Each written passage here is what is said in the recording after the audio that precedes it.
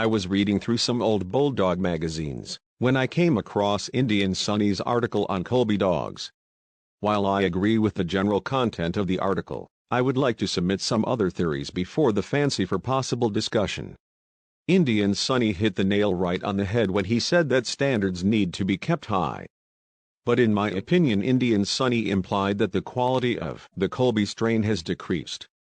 I beg to differ with him on his line of thought.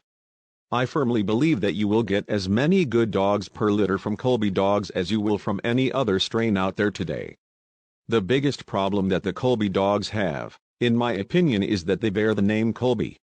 Over the course of times, how many ignorant newcomers do you think ruined a good Colby prospect? Many of these rookies go out and buy a pure Colby dog and expect them to overcome all of their beginner mistakes. There is no magic in the name Colby, and to expect these dogs to be super dogs is expecting too much. If the Corvino strain had been placed in the hands of ignorant newcomers, does anyone out there think that they would have performed better than the Colby Dogs? The answer is an obvious hell no. In the hands of any ignorant person, a good dog from any bloodline can be ruined. Unfortunately, in many cases, this turned out to be true. While the Colbys were the beginner's best friend, the beginner was not necessarily a friend to the Colby line. The Colby Dogs, because of their reputation for being good dogs, were obviously the first choice for beginners wanting to get a good bulldog.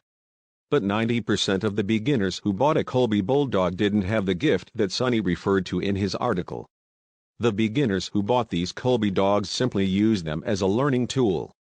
After they learned on these Colby dogs, they moved on to another bloodline.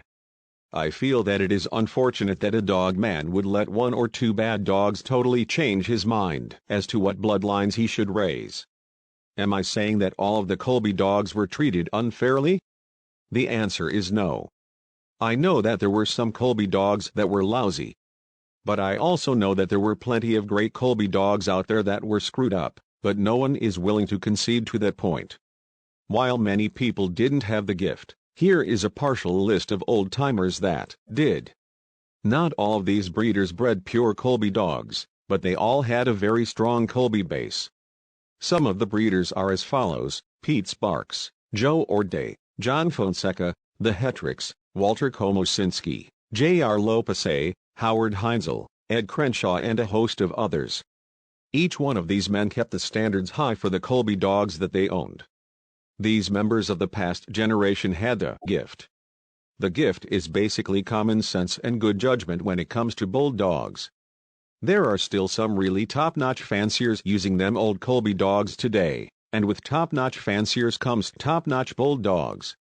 For example, Smith and Williams Casey, Freddie's Champion Sinbad, Sanspur Champion Pepper, Colby's Nipper, and many, many more. Again, the people who campaigned these successful Colby dogs just used common sense. All of these factors previously mentioned help a logical person determine the success of the Colby strain. But there is one more factor to take into consideration. That factor is the mentality of the dog game.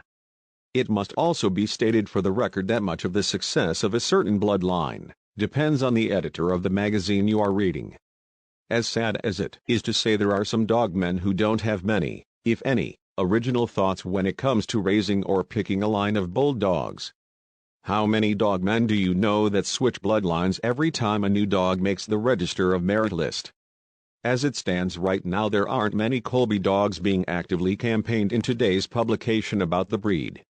Therefore, in the eyes of many fanciers, these dogs are not successful. I would like to pose a philosophical question to the fanciers out there. Has the quality of the Colby strain decreased, or has the quality of the fancier using the Colby strain decreased? I think the solution would become quite clear if you compared a list of modern dog fanciers to the fanciers of yesteryear. I would like to submit to you this one example of proof regarding the quality of the Colby strain. The Red Boy strain is basically pure Colby, and those dogs were undeniably some of the best to look through a collar during the 80s and 90s. I would also like to comment on Louis B. Colby as a breeder. I firmly believe that Lou has contributed as much as any other fancier in regards to the development and progress of the breed. Lou was responsible for breeding Colby's Dime, who along with tutors Debo set a standard of excellence that has not been rivaled in 40 years. Some people over the years have belittled Lou's ability as a breeder. You often hear comments trying to compare him to his father. But just point out to these windbags that the pedigrees of most bulldogs in America trace back to Lou Colby's dogs, whose dogs in turn trace back to his father, J.P. Colby's dogs.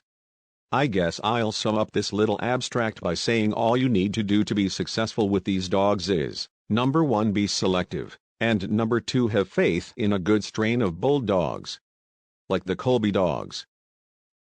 If you follow that little bit of advice, you too may go down in bulldog history like the Colby family.